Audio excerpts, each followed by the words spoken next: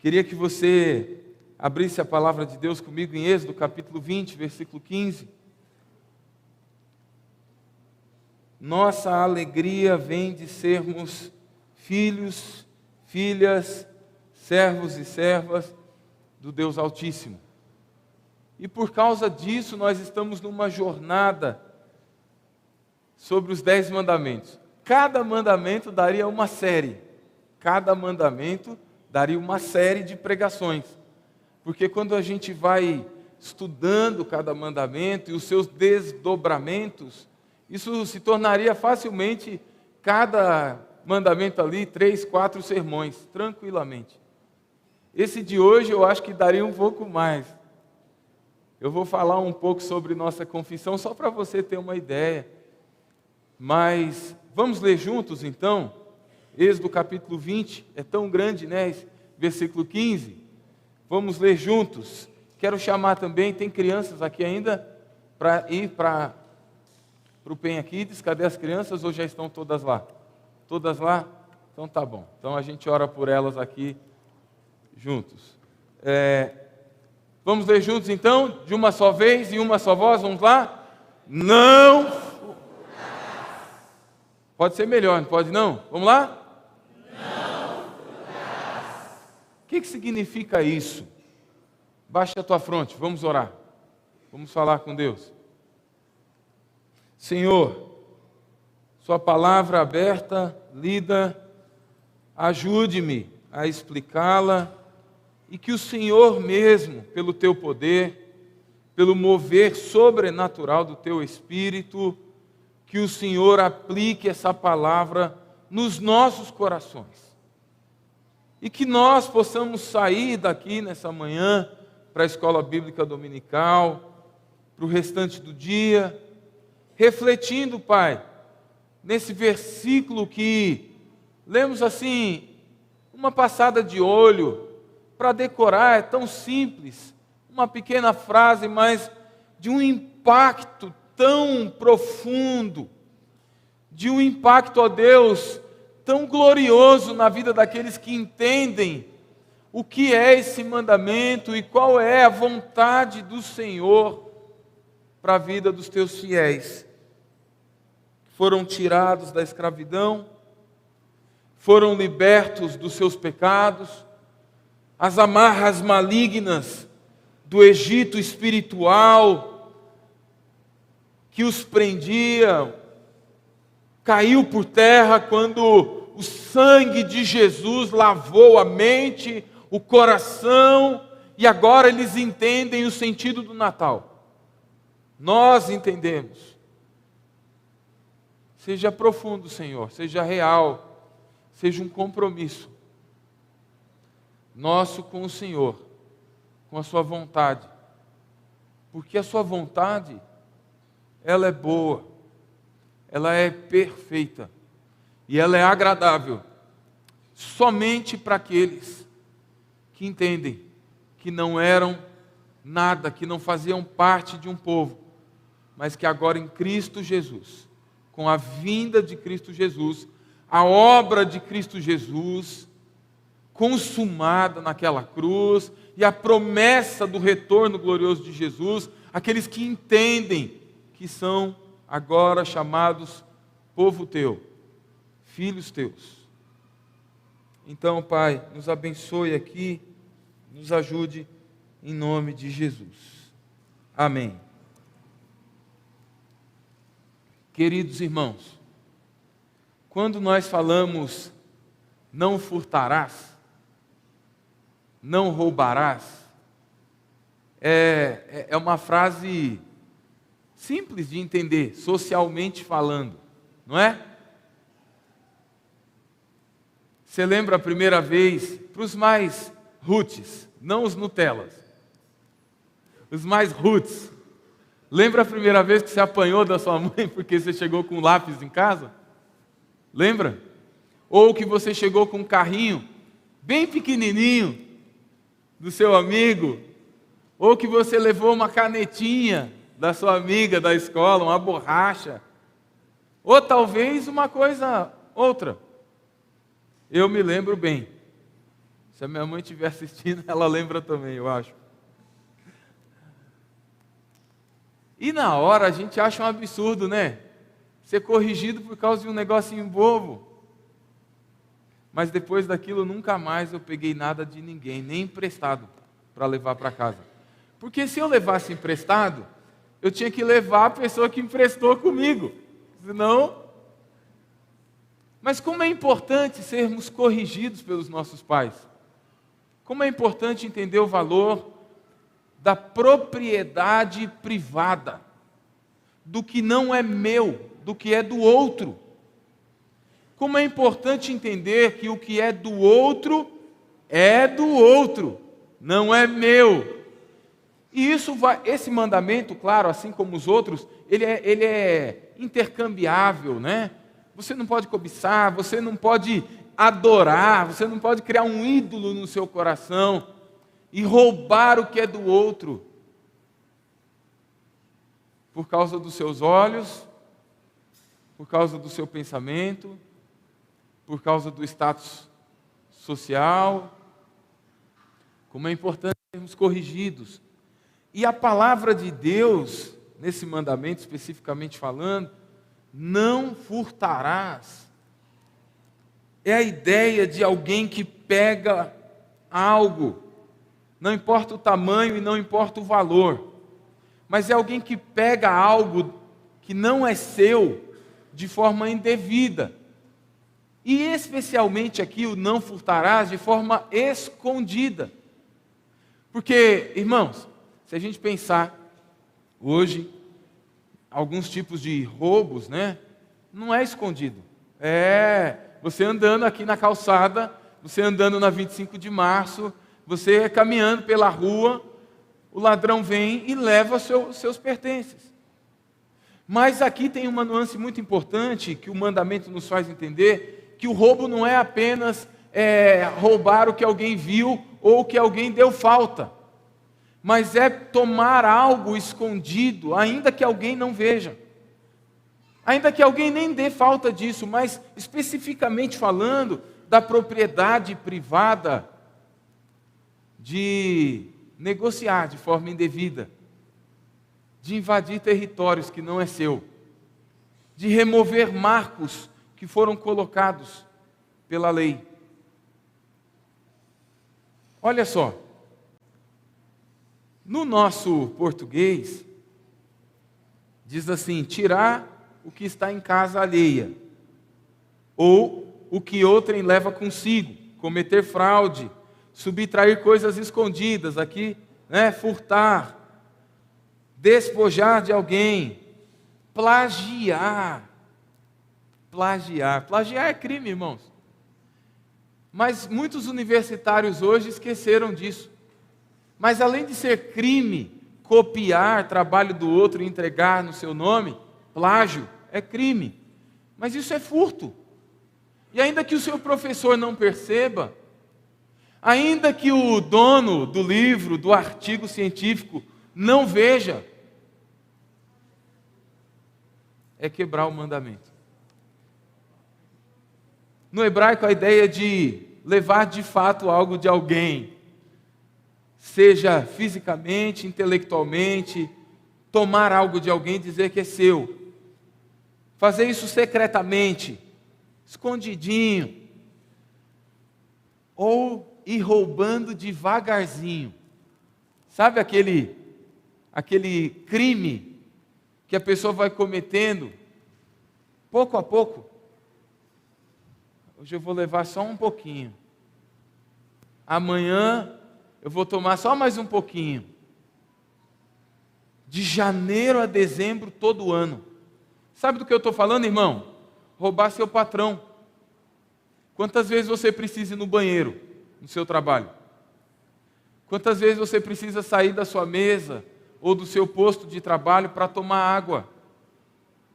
Sabia que é roubo? Você trabalha para receber quantas horas do seu dia? São 8 horas de trabalho, 1 de almoço, mas tem gente que todo dia passa 5 minutos do horário de almoço, 10 minutos, todo dia. Põe na ponta do lápis isso, vezes 20, vezes 240. Isso é furtar seu patrão. É receber dinheiro indevido, porque você está recebendo de algo que você não trabalhou. Você sabe o que é roubar, marido? Roubar é você poder estar com a sua esposa e você preferir seus amigos. Você preferir seu futebol do que cuidar dos seus filhos no seu dia de folga. E não é que você não possa jogar futebol. Não estou dizendo isso.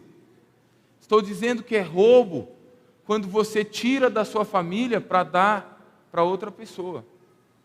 Você está se furtando da sua própria família. Mulher, vale para você também. É mais legal ir para o shopping com as suas amigas do que passar tempo com o chato do seu marido? Isso é se furtar. Não é que você não possa ir, mas se isso for um hábito na sua vida, se isso é uma prática semanal, rotineira, cuidado, você está cometendo o pecado. Filhos, vocês também fazem o mesmo. Quando podem passar um tempo a mais, ouvir um pouco mais o seu pai, a sua mãe, ainda falta 1 hora para você se encontrar com os outros jovens, seus amigos, e você diz: não, mãe, agora eu não posso te ouvir, dá licença, eu estou atrasado. Você está roubando sua mãe, seu pai. Você vê como o mandamento vai um pouco mais fundo?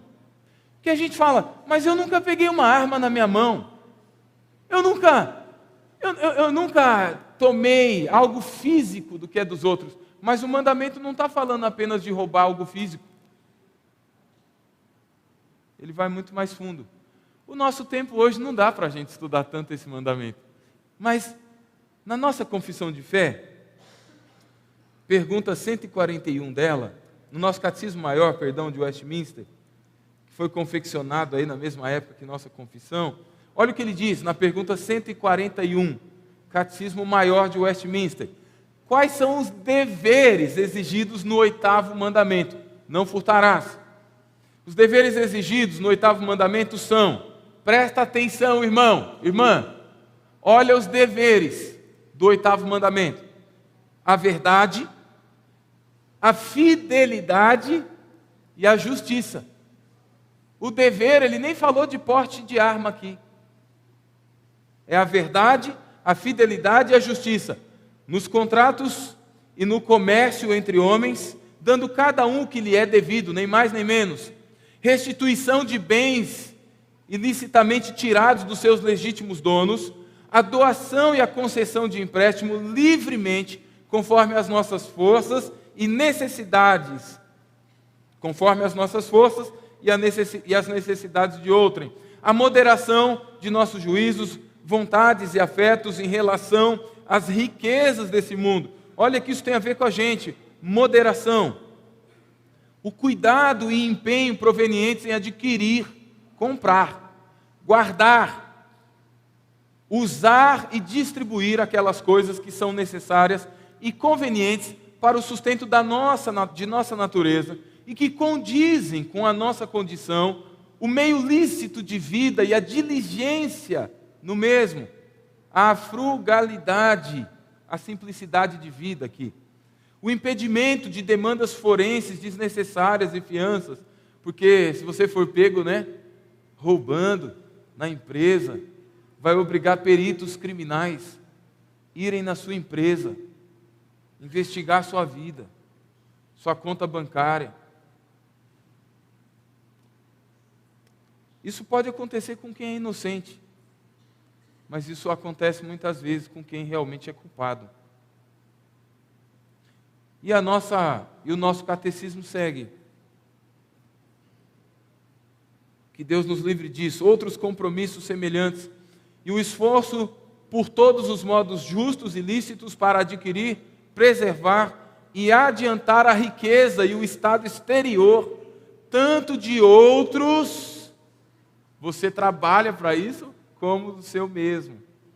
Então o que está dizendo em resumo aqui do 8º mandamento? Que todo cristão,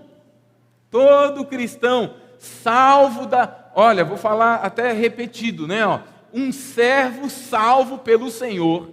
Dá para gravar? Um servo salvo pelo Senhor. Salvo da onde? Da escravidão, porque esse povo era escravo no Egito. Eles estavam acostumados a ter que esconder uma cebolinha a mais para comer, porque o faraó tirava a comida deles.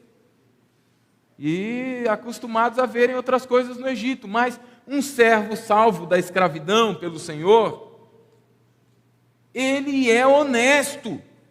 É dever nosso sermos honestos.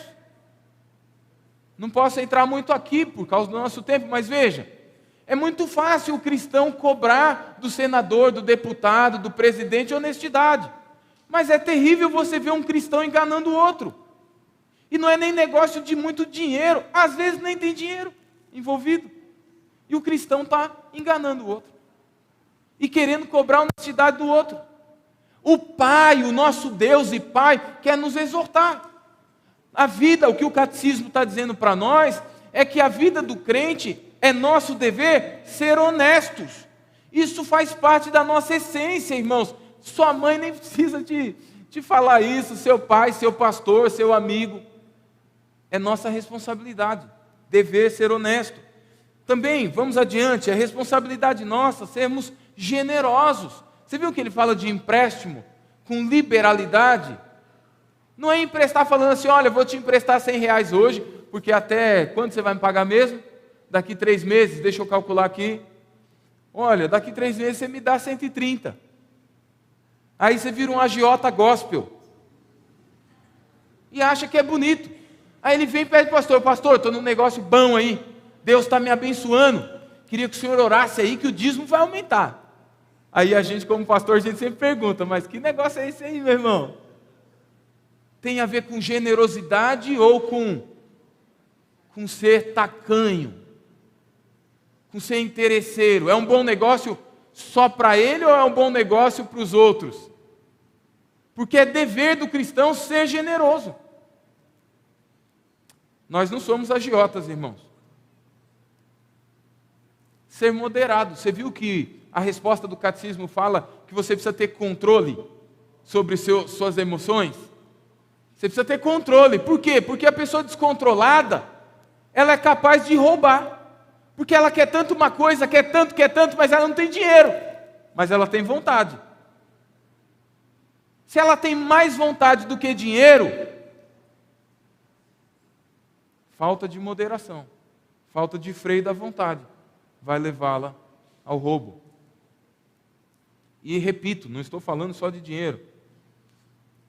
O catecismo diz que é nosso dever sermos honestos, generosos, ter um coração abençoador, ter um coração, uma mente moderada.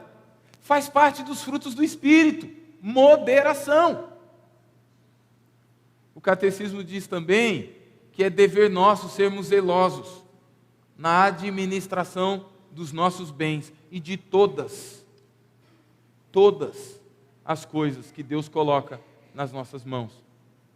Bons administradores, em todas as coisas, com todas as coisas valiosas que Deus nos deu. Então, olha, você precisa ser bom administrador não apenas do seu dinheiro. Você precisa ser bom administrador do coração da sua esposa. Esposa, você precisa ser uma boa administradora do coração do seu marido. Pais, vocês precisam ser bons administradores do coração dos seus filhos. Filhos, vocês precisam ser bons administradores do coração dos vossos pais. Por isso, honrem os seus pais e suas mães.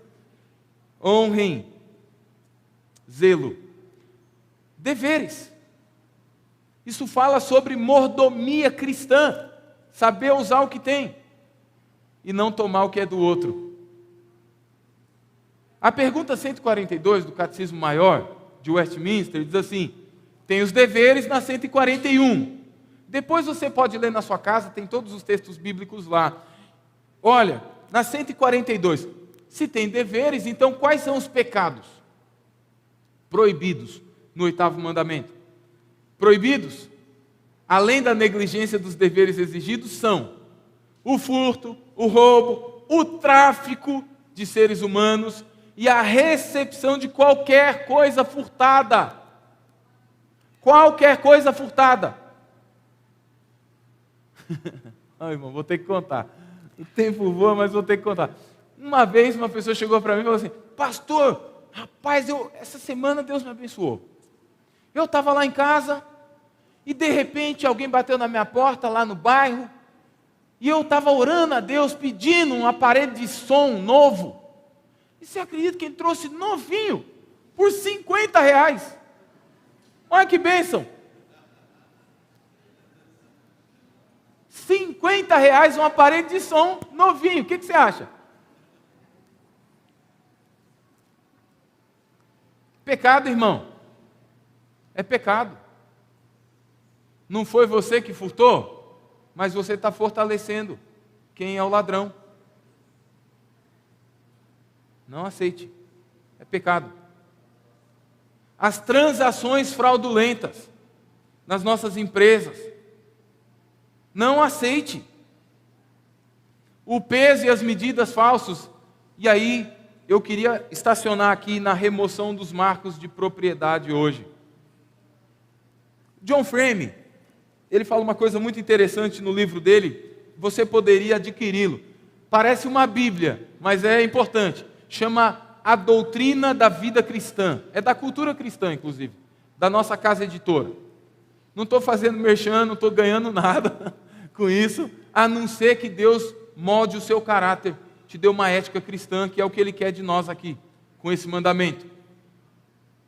Ele diz assim que há várias pressuposições implícitas nesse mandamento. E aí ele fala de algumas, como a ética do trabalho, já falei aqui inclusive, os impostos, os boicotes. Será que é lícito fazer greve na sua empresa? Quem está te dizendo que é lícito? Biblicamente falando, é lícito fazer isso? Responsabilidade financeira, apostas. Sabia que quando você faz apostas, você está roubando sua própria família? Sabia disso ou não? Sabia que quando você joga na Mega Sena, e não adianta falar que vai dar o dízimo quando você ganhar, não. Você está tirando da sua casa. É aposta ilícita. Mesmo sendo lícita no Estado, jogo de azar. Bom, o direito da propriedade privada. O que significa isso, irmãos? O que significa isso? Que para Deus, preservar o que é do outro é algo santo. Meu irmão, minha irmã, vou repetir. Você sabe o que significa esse mandamento? Que preservar o que é do outro é algo santo para Deus. Tanto quanto preservar o que é seu. Cuidar do que é seu é nossa responsabilidade, é nosso dever. Mas é dever nosso também cuidar do que é do outro. Então, se é do outro, se você vê alguém fazendo algo errado num bem de outra pessoa, você tem que dizer. Se você vê o ladrão entrando na casa do seu vizinho, você fala: do vizinho não tem problema, pastor, aquele vizinho é uma desgraça na minha vida. Deixa. Isso aí é coisa de Deus, castigando não, irmão. Nós cuidamos do que é nosso e do que é do outro, do que é da nossa sociedade. Quando você não cuida de um bem público, estamos falando do privado, de alguém que comprou, mas também do público. Porque alguém compra o que é público, você sabia ou não? Ô irmão, você sabia que alguém paga pelos bens públicos ou não? Quem paga? Faz assim, ó. Faz assim, ó. Sou eu. Então você precisa cuidar. O que a gente está dizendo então? Que existe a sacralidade, é sacro para Deus preservar a propriedade privada. Isso é bíblico. De todos aqui, eu vou fazer a aplicação apenas desse hoje. Mas olha, Deus deu esse direito ao ser humano de possuir propriedades.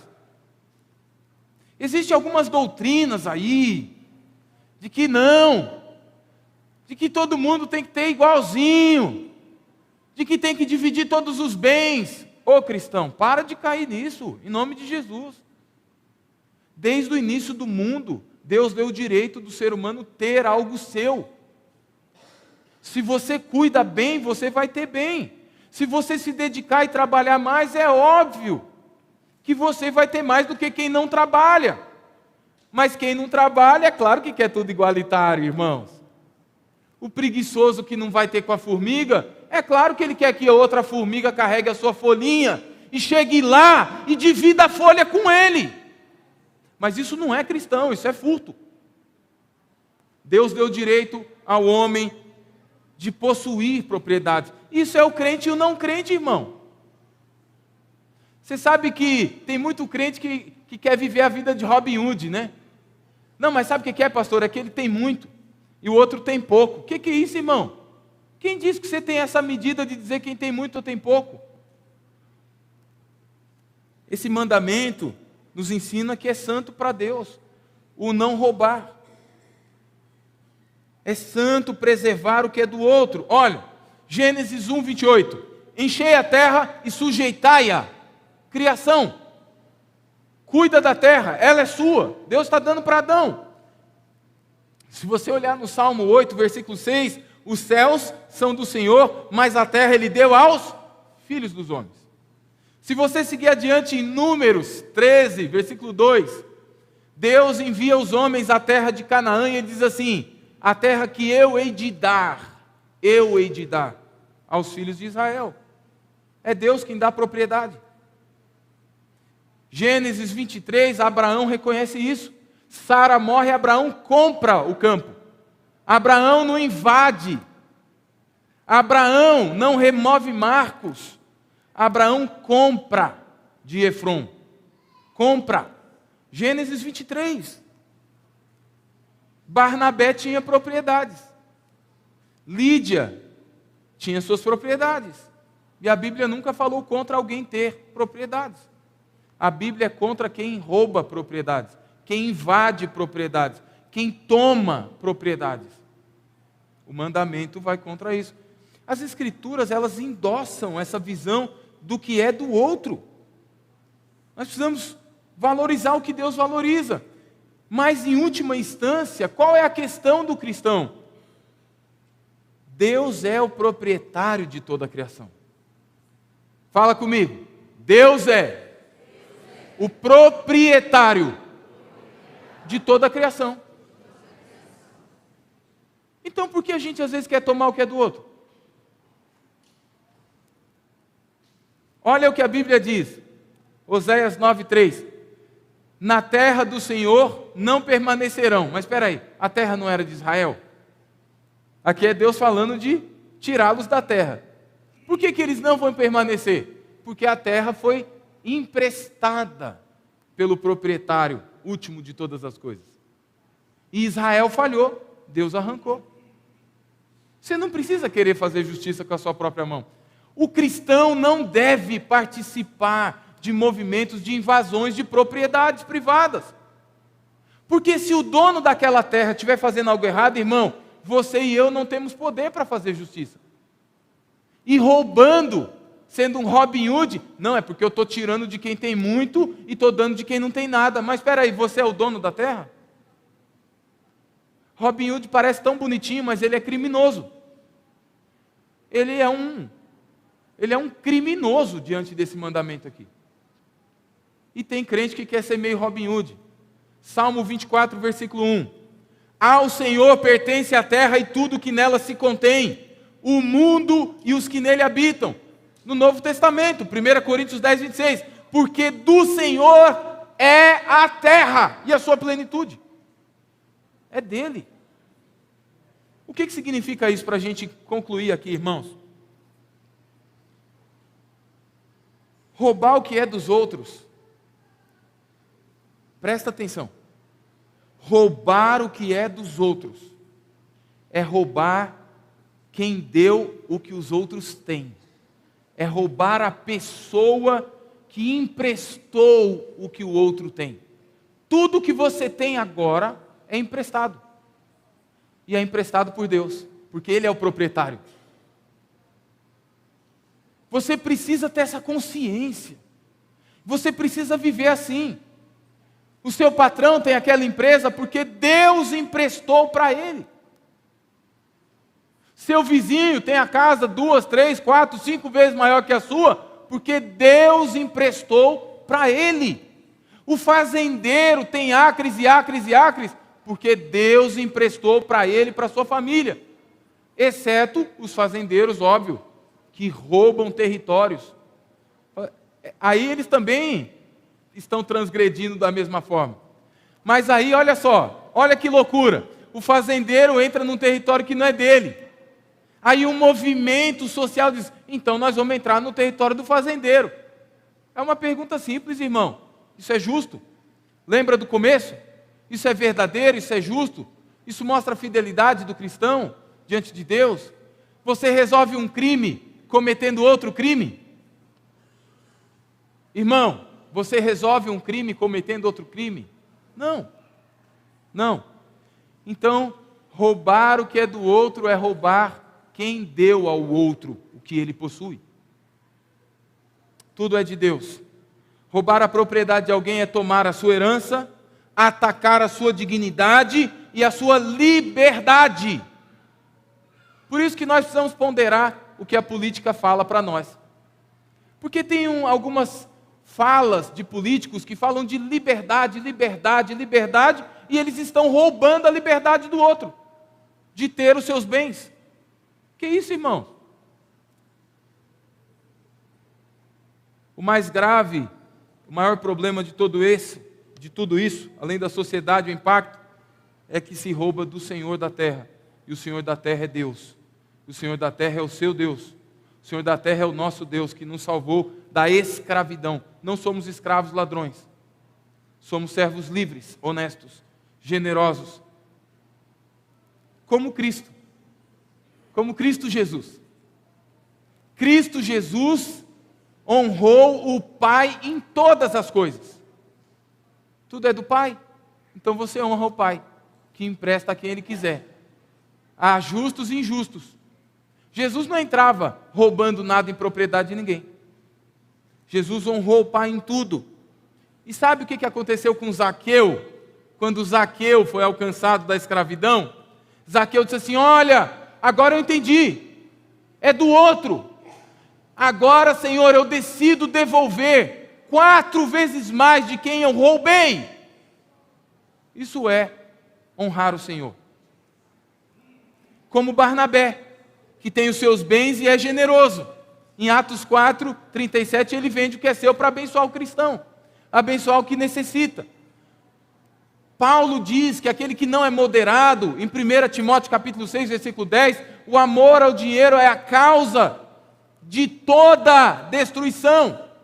E quem ama os bens, quem ama as coisas desse mundo, se destrói e rouba por causa do seu amor ao dinheiro e à propriedade e etc. Por fim, irmãos, Jesus nos ensinou a zelar de tudo que temos, de tudo que os outros têm. Olhem a parábola dos talentos em Mateus 25. O Senhor vai para outra terra e Ele reparte talentos. Você tem a sua porção. Um tinha 2, outro tinha 5. Qual o problema? Cuida da sua porção e abençoe a quem você puder à sua volta. Porque para Deus é santo preservar, proteger propriedade que não é sua e a sua própria. Que Deus nos abençoe. Nós teremos agora participação do nosso coro infantil, que vai cantar para nós uma cantata, mas antes disso até, aproveitando o gancho, roubará o homem ao Senhor? É uma pergunta, irmãos. Alguém pode roubar o Senhor? Alguém pode roubar o Senhor? Mas Malaquias diz que o homem rouba nos dízimos e... Então não seja ladrão. Não roube ao Senhor. Porque o mandamento pressupõe o dízimo também. Não dá tempo, irmão. É muita coisa. Dizimar é ser fiel a Deus e obediente. Dizimar não é opção, irmão. Irmã, Eu não peço dízimo para você não, quem pede é Deus. Quem não dizima está roubando não a igreja da Penha, somente, mas está roubando o próprio... Está roubando quem, irmão? Deus. Misericórdia. Fica de pé, vamos dizimar e vamos ofertar com alegria, irmão, porque o mandamento é para te orientar, é para te abençoar, para te tornar semelhante a Cristo Jesus.